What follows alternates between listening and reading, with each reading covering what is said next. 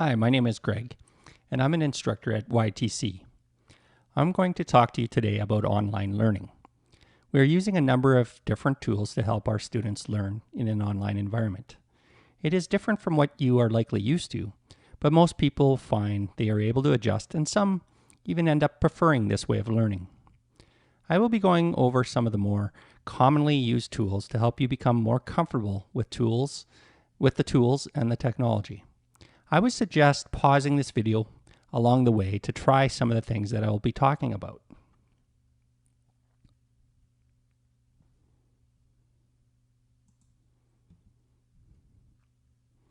So, the one tool that everybody will be using is a browser.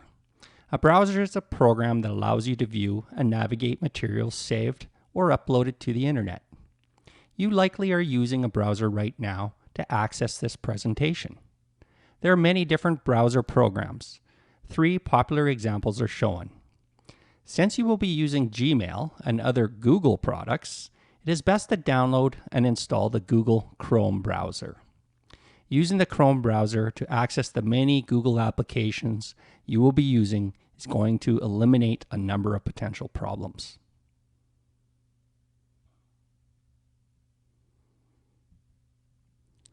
This is an image of the Google Chrome browser.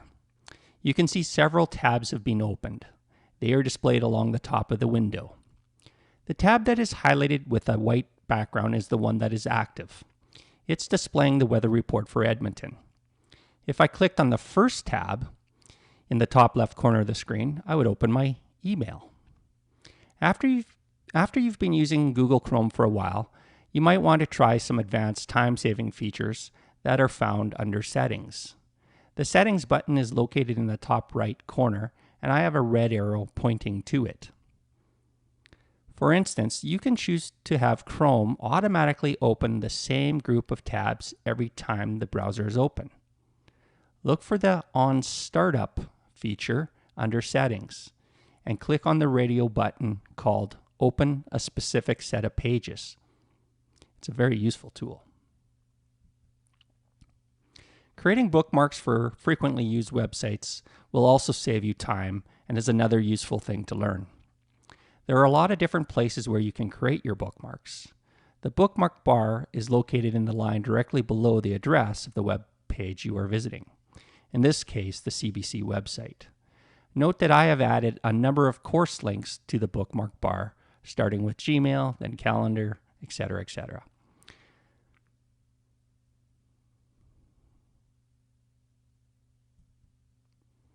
All students at YTC have been provided a Google Gmail account. If you have misplaced your login information, you can contact the staff at the YTC library and they will get you up and running in no time. Once you are signed into your Gmail account, you can easily access all the other Google apps. Just look for the Google Apps button in the upper right-hand side of your browser window. Clicking on this button will list all the available applications. Note, you may need to scroll down to the bottom of the list to find all of the applications. The Classroom application, for example, is located towards the bottom of this list.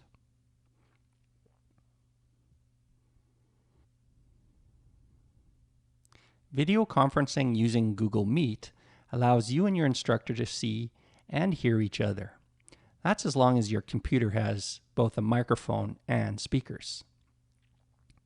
Your instructor can also display all kinds of different computer files, and they can even provide a PowerPoint presentation in a similar way to what is done in a regular face-to-face classroom. Note there are several ways you can enter a Google Meet. Again, one way is by opening Google Meet from the Google Apps button. But you could also open Google Meet in Google Classroom or from a calendar invitation that you would receive in your email.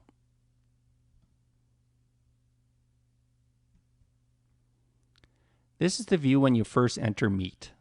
The number of people in the conference will be indicated, and you will see yourself in the video window. This is a good time to check what your audience will be seeing. If you're shy, you can turn off the camera here. You can also turn off the microphone. This is usually a good idea if there's a lot of noise around you. You don't want to disrupt the entire classroom because everybody is going to hear what you're hearing in the background. You can turn the camera and mic on or off at any time. Just remember, if you want to say something to the group, make sure your mic is on. When you're ready to join the group, you just click on the Join Now button.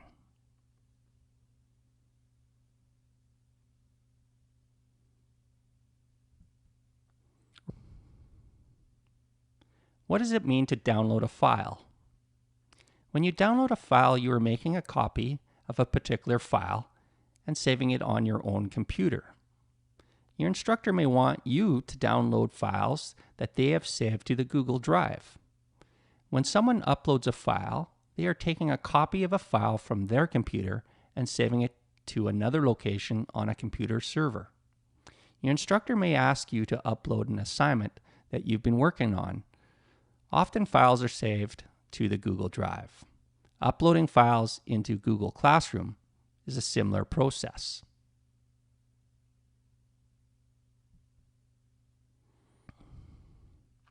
Is this starting to look familiar?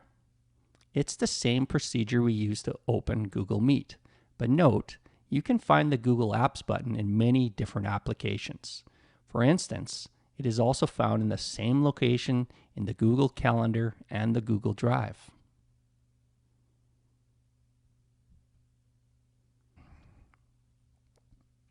Once the Google Drive is open and you have navigated to the file you want to download, you right-click the mouse to open the menu shown here. Again, that's a right click. Next, click on the Download button, and the file will appear at the bottom of the window as shown. Here it's called RIA 140, and we have a red arrow pointing to it. Clicking on the file will open it in the browser window. Note too that this is a PDF file that is being opened in the window of the Google browser.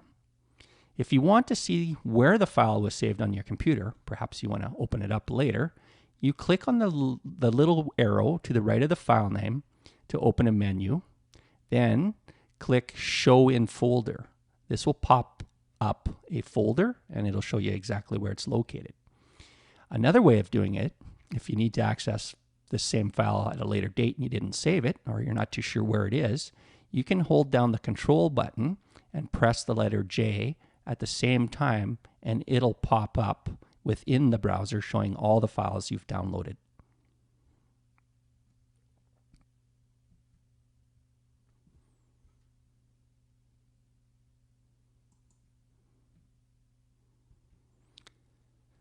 Keyboard shortcuts will save you time, so it's worth spending the time to learn a few of the most commonly used ones. The ones listed here are for a Windows computer. If you have an Apple computer, you will use Command instead of Control. Try practicing these now. Pause the video, open up a new message, perhaps in your Gmail account, and then type a few words, select all that text, and then hit copy and then paste.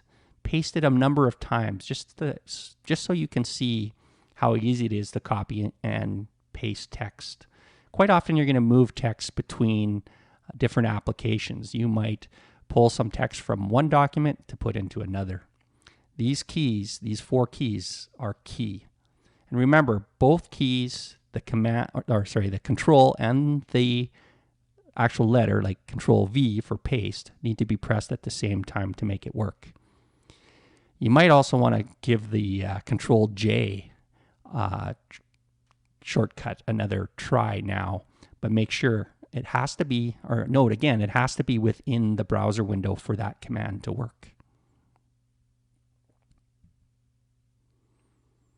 When opening Google Classroom, you will follow the same procedure you use to open any other Google application. I will repeat the steps on the next slide here.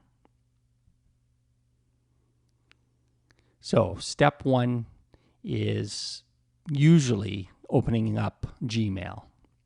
Now, if you've got one of the tabs that automatically come up, you don't even have to log in. The computer will log in for you and it remembers where you left off. If you haven't logged in to Gmail, or if you're in some other Google application, then just look for the Apps button located up in the right-hand corner. Once you click on the Apps button, then all you need to do is select the Classroom. And of course, I had to scroll down to find the Classroom button. Most likely when you enter the Classroom application, you will see a course or courses that your instructors have enrolled you in. If you check your email, you may see a class invitation to each class you have been enrolled in. This email will come from your instructor. If you don't see any classes when you open the application, you may need to add them manually. There are several ways of doing this, one of which is to click on the plus symbol located in the upper right-hand window next to the Google Apps button. This will open up a new window called Join Class, where you can type in the class code that was provided by the instructor. When you first enter a classroom, you will be on the home page or start page called Stream. The link will be highlighted and underlined to show you where you are. You will find the course name, meet links, and news items listed here. You may also be able to post comments to this page yourself. From the classwork page, which is the next tab over, you will find all the course content. For example, the assignments, quizzes, exams, etc. All the content that your instructor has provided will be organized in this area. You also have links to your Google Calendar and Google Drive at the top of this page. From the People page, you will find email addresses of your teacher or teachers and their teaching assistants perhaps, and of course all your classmates.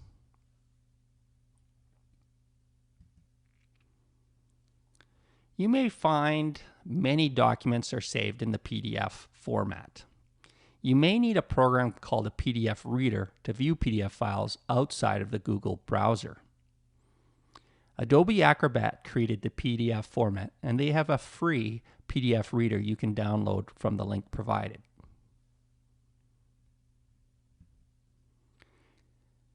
Here are a few tips for learning online.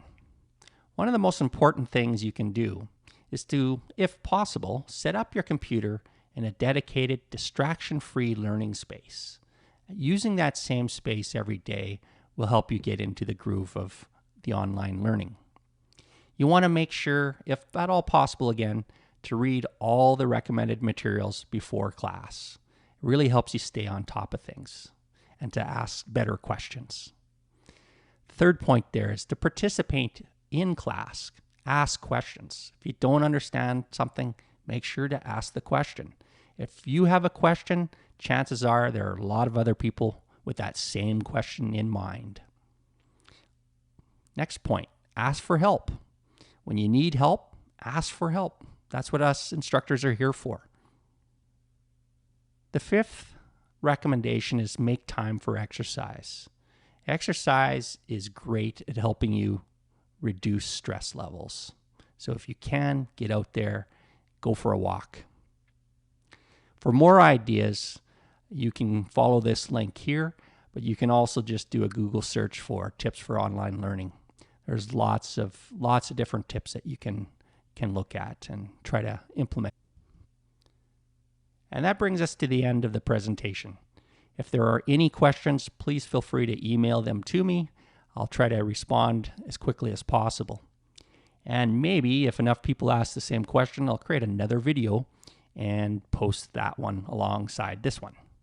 Anyways, I hope you guys enjoy your online learning experience. I'm sure you'll all do just fine. Good luck, guys.